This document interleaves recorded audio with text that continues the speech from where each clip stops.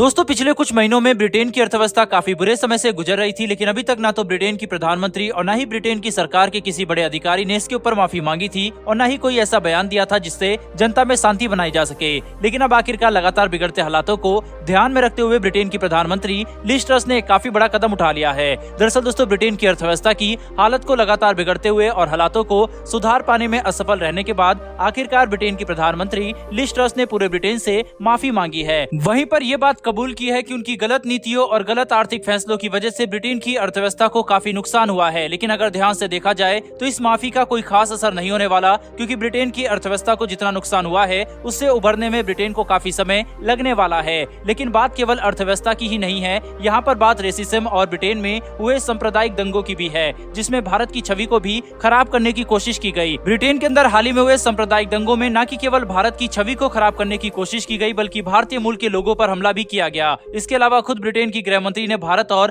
भारतीय लोगों के ऊपर ऐसे आपत्तिजनक और रेसिस्ट बयान दिए जिन्होंने पूरे भारत को नाराज कर दिया और हर भारतीय को काफी ज्यादा गुस्सा भी आया। सुएला ब्रेवरमैन के द्वारा दिए गए आपत्तिजनक बयानों का मामला इतना ज्यादा बढ़ गया कि भारत और ब्रिटेन के बीच में अक्टूबर के अंत तक साइन होने वाली फ्री ट्रेड एग्रीमेंट भी अब लगभग खात्मे की कगार पर है और ऐसा लग रहा है कि काफी लंबे समय तक दोनों देश फ्री ट्रेड एग्रीमेंट साइन नहीं कर पाएंगे। ब्रिटेन को भारत के साथ किया गया एक फ्री ट्रेड एग्रीमेंट इस आर्थिक संकट से काफी हद तक बचा सकता था, लेकिन ब्रिटेन की तरफ से निकलकर सामने आए आपत्तिजनक बयानों की वजह से ये मौका भी ब्रिटेन ने खो दिया है। भारत ने काफी मजबूत और कड़े शब्दों में न कि केवल ब्रिटेन की निंदा की, बल्कि इस मामले को कूटनीतिक स्तर पर भी उठाया, जिसने ब्रिटेन के ऊपर लगातार दबाव बनाया है। वहीं इसके अलावा हाल ही में ब्रिटेन की अर्थव्यवस्था को रूस के तेल और नेचुरल गैस न खरीदने की वजह से भी काफी नुकसान हुआ है, जिसके तहत हमने देखा है कि ब्रिटेन के लोगों को पहले के मुकाबले लगभग 2 गुनी एनर्जी बिल भरना पड़ रहा है, जिससे लोग काफी ज्यादा परेशान थे और यहाँ तक कि हालात इतने ज्यादा बिगड़ गए थे कि लोग सड़कों पर उतर के विरोध भी कर रहे थे और सोशल मीडिया पर डोंट पे का ट्रेंड भी चला रहे थे। लिज ट्रस के द्वारा गलत समय पर लाई गई टैक्स पॉलिसीज ने ब्रिटिश सरकार को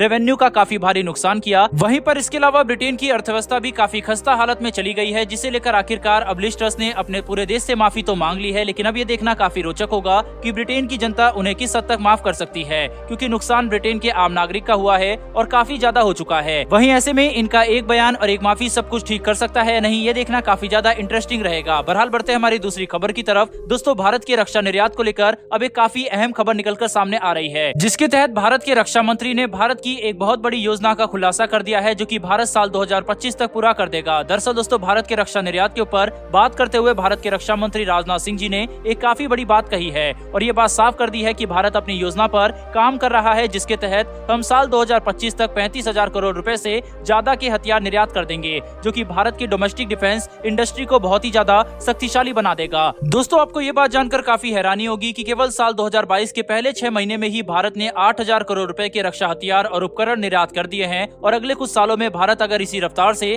काम करता रहा तो साल 2025 तक हम 35,000 करोड़ रुपए के रक्षा निर्यात का आंकड़ा भी पार कर देंगे। भारत ने कुछ समय पहले ही अर्मीनिया को स्वाति वेपन लोकेटिंग रडार दिए थे और हाल ही में अर्मीनिया ने भारत के साथ $250 मिलियन की कीमत पर पिनाका रॉकेट सिस्टम की 4 बैटरी की डील साइन की है। इसके अलावा भारत ने फिलीपींस को सुपरसोनिक ब्रह्मोस मिसाइल भी सप्लाई की है, जो कि अभी तक भारत के द्वारा की गई सबसे बड़ी रक्षा डील थी। वहीं पर दूसरी तरफ इस साल होने वाली डिफेंस एक्सपो के दौरान अफ्रीका के 37 देशों के प्रतिनिधि भारत आएंगे, जिनके साथ Bharat India Africa defence dialogue को अंजाम देगा, जिसके तहत भारत न केवल इन देशों के साथ अपने रक्षा संबंध मजबूत करेगा, बल्कि अफ्रीका के रक्षा बाजार में अपनी पकड़ भी मजबूत बनाने वाला है। इसके अलावा भारत तेजस फाइटर जेट के निर्यात को लेकर मलेशिया और अर्जेंटीना जैसे देशों के साथ काफी तेजी से बातचीत कर रहा है, जिसकी सफल होने की संभावना भी काफी ज्यादा है। कुल मिलाकर देखा जाए तो भारत काफी तेजी से रक्षा निर्यात के क्षेत्र में अपने कदम मजबूत कर रहा है और अगर इसी रफ्तार से भारत आगे बढ़ता रहा तो केवल कुछ ही सालों में भारत विश्व के कुछ सबसे बड़े रक्षा निर्यातक देशों में से एक बन जाएगा। दोस्तों डिफेंस सेक्टर में बढ़ती हुई भारत की इस ताकत के लिए कमेंट बॉक्स में एक जय हिंद जरूर लिखिएगा। साथ ही हमारी आने वाली डिफेंस और वर्ल्ड अफेयर से जुड़ी ऐसी इंटरेस्टिंग वीडियो के लिए चैनल को सब्सक्राइब अवश्य कर लें। फिर मिलेंगे ऐसी एक नई वीडियो के साथ। धन्यवाद। जय हिंद।